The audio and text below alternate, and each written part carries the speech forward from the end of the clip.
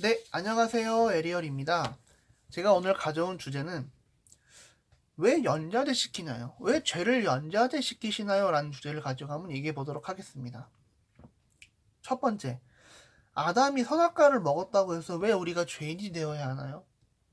선악과를 먹은 건 아담이잖아요. 두 번째, 왜 아버지가 지은 죄, 3, 4대까지 보응한다고 그런 구절을 본 적이 있는데 왜 아버지가 죄를 지었다고 해서 왜 아들이 벌을 받아야 되나요? 이 두 가지를 가지고 한번 얘기해 보도록 하겠습니다. 첫 번째, 왜 아담이 선악과를 먹었다고 해서 우리가 왜 죄인이 되어야 되나요? 하나님은 시간에 따라서 죄를 평가하십니다.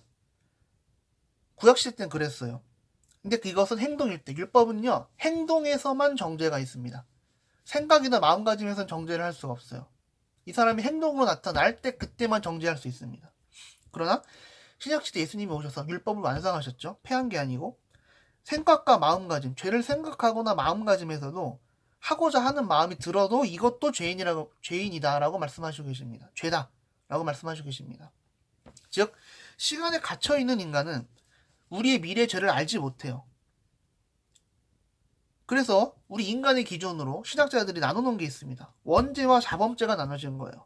원죄는 아담이 선악과를 먹음으로써 유전되어진 죄.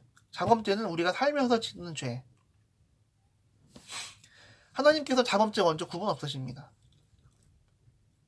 어찌 보면 아담이 선악과를 따먹은 것이 우리가 현실에서 이 생활하는 죄하고 크게 다르지가 않아요. 죄의 경중도 없으시기 때문에 어찌 보면 하나님께서는 아담이 선악과를 따먹은 죄든 니들이 여기 세상에 살면서 예를 들어서 남을 욕하거나 저주를 하든 또는 심지어 살인을 저지르든 다 똑같은 죄입니다. 그러나 하나님께서는 이것을 회개하고 돌이키면 용서해 주신다라고 되어 있어요. 즉 한마디로 시간에 갇혀있는 인간은 우리의 미래 죄를 알지 못하기 때문에 아직 태어나지도 않는 인간 어떻게 죄를 지을 수가 있나요? 하나님이 보시기에는 이미 죄를 지었습니다. 이미 죄인이 될 것이기 때문에 그렇게 말씀하신 걸 수도 있어요. 두 번째입니다.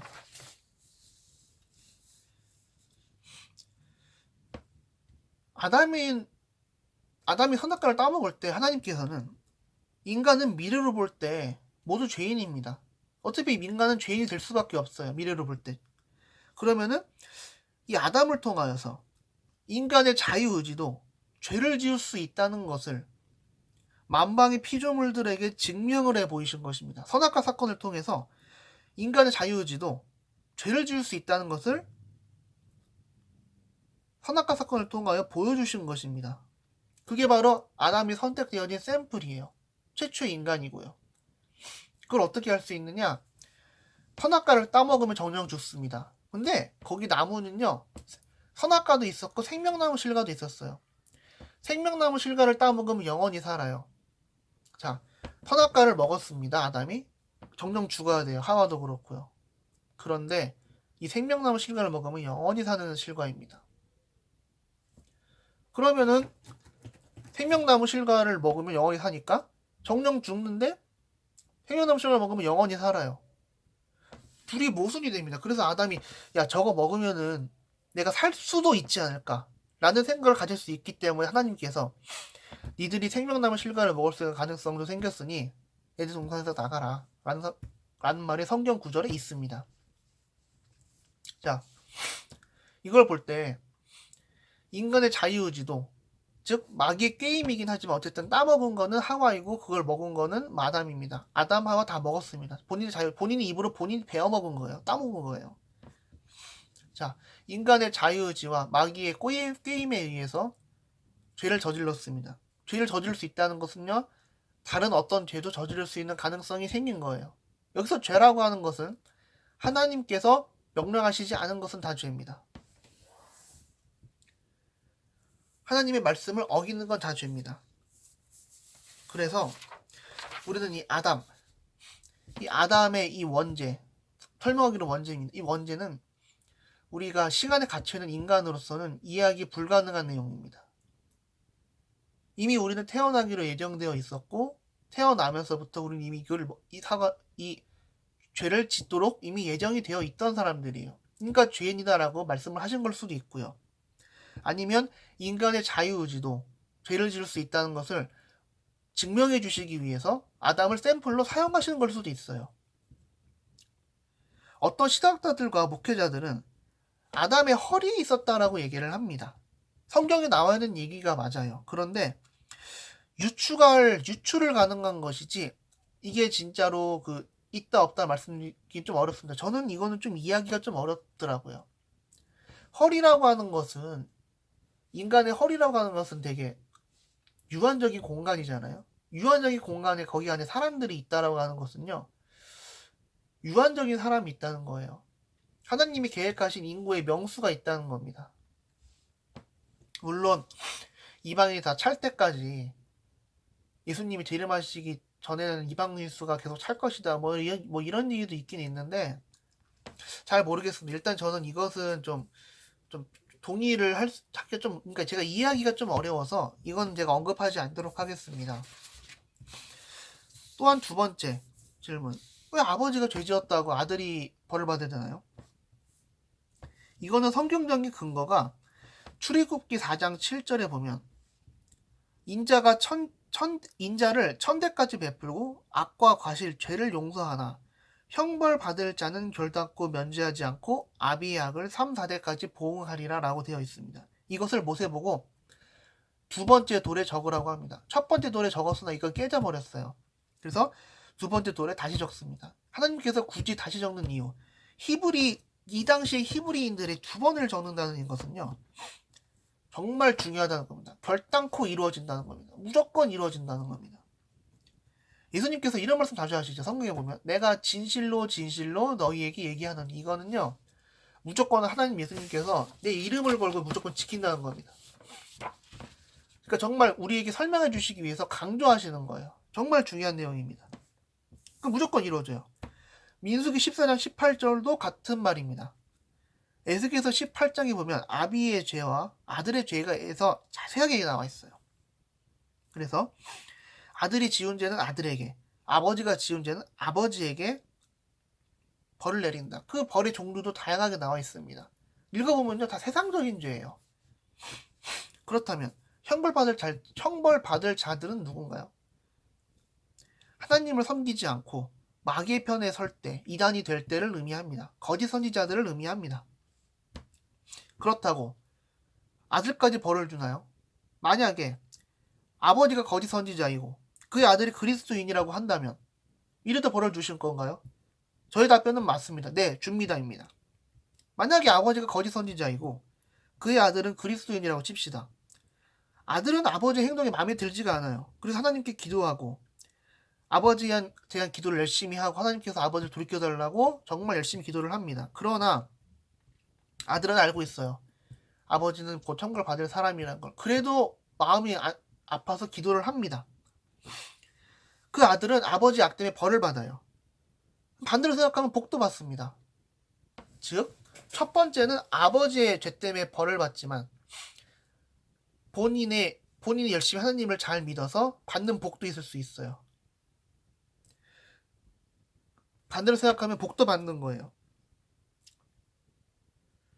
꼭 벌이라는 것이, 꼭 복이라는 것이 돈 많이 주고 재산 다 날리고 자식들을 많이 낳고 자식들이 다 죽고 이렇게 아주 극단적인 복이나 벌만 있는 것이 아닙니다. 이 아들이 받을 수 있는 벌은요, 아버지에 대한 안타까움을 영원히 갖고 산다는 거, 또는 그의 아들 때, 그의 자식들 때도 할아버지가 누구야? 라고 물었을 때 이거를 답변해 줘야 하는 아버지의 아픔, 그 얘기를 듣는 아들들의 아픔은 이 거짓 선지자가 아주 크나큰 잘못을 한 겁니다. 이 거짓 선지자의 잘못된 선택, 자유의지로 거짓 선지자가 됨으로 인해서 그 아들과 자손들이 벌을 받는 거예요. 그러나 그 중간에서 아들이 열심히 복을 해나가고 인자가 된다면 천대까지 복을 받는 것입니다. 즉, 제가 앞전 종교상견도 말씀드렸다시피 복과 저주는 같이 진행이 됩니다. 아비의 죄가 3, 4대까지 복을 받죠. 또한 그 아들 때에서 천대까지 복을 받습니다. 그러면 그 자식, 아버지와 아들, 또 아들의 아들. 아들의 아들은 복과 저주를 같이 받습니다. 그 아들도 본인의 복과 아버지의 저주를 같이 받습니다. 그렇다면 질문입니다. 그래요. 뭐 인자가 돼서 그 아들은 뭐 그래요. 기도해서 복 받는다 칩시다. 그러면 그 아버지에 대한 벌은 초창기 때 왜 받아야 되나요? 이거를 설명할 수는 없을 것 같습니다. 이건 하나님의 주권입니다. 왜냐하면 하나님께서는 분명히 성경 책을 통해서 알려주고 계세요. 니들이 이런 선택하면은 정말 죄 없는 자식들까지도 벌을 받게 된다. 이래도 정말 형벌 받을 행동을 하겠느냐? 거짓 선지 역할을 하겠느냐? 네, 네 라고 얘기를 해서 거짓 선지자들 역할을 하고 계신 분들이 참 많습니다. 여기서 헷갈리시면 안 되는 게 거짓 선지자들이 사기치는 사람들하고 헷갈리시면 안 돼요. 단순히 종교적인 목적을 이용해서 돈을 벌거나 그런 사람들을 의미하는 것이 아닙니다. 거짓 선지자들은 기독교를 망가뜨릴 목적, 기독교를 통하여 기독교인들이 천국을 가지 못하게 하고 우리 편으로 끌어들여서 마귀의 편에 서서 교회를 몰락시키려는 사람들 집단을 의미합니다. 이게 바로 거짓 선지자예요.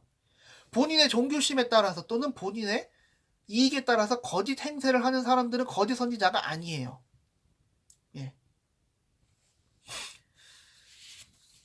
제 동영상은 여기까지입니다. 이 거짓 선지자들을 정말 조심하셔야 되고요. 예. 결론입니다. 아담에 대한 질문의 답은요. 시간에 갇혀 있는 우리는 미래를 볼 때 모두 죄인입니다. 근데 우리 인간은 알 수가 없어요. 하나님께서 그 샘플로 아담을 사용하셨고 아담은 인간입니다. 인간의 자유의지로 모두 죄를 지을 수 있다는 것이 증명이 된 것입니다. 그래서 아담이 죄를 지음으로써 우리도 죄를 지을 수 있는 가능성이 생겼고 또 미래를 볼 때 우리가 모두 다 죄를 짓고 있으므로 우리 모두 다 죄인이 될 수밖에 없습니다. 원죄와 자범죄는 인간이 생각해낸 생각이고 시간에 갇혀져 있는 우리로서 생각할 수가 없습니다. 두 번째, 아버지와 아비의 죄. 이거는 전적으로 하나님의 주권이며 거짓 선지자가 된 아버지의 잘못된 선택으로 아들과 그 자손들에게 벌을 준다고 하나님께서 분명히 말씀하셨는데 그것을 거짓 선지자의 자유의지로 꺾어버리고 무시해버리고 본인이 기독교를 망가뜨리겠다는 의지로서 활동을 하고 있는 것입니다. 이것은 3사대가 아니라 전 더 벌을 줘야 한다고 생각을 해요. 예. 동영상 봐주셔서 감사합니다. 다음번에도 많이 이용해주시고 댓글 많이 달아주시면 감사하겠습니다.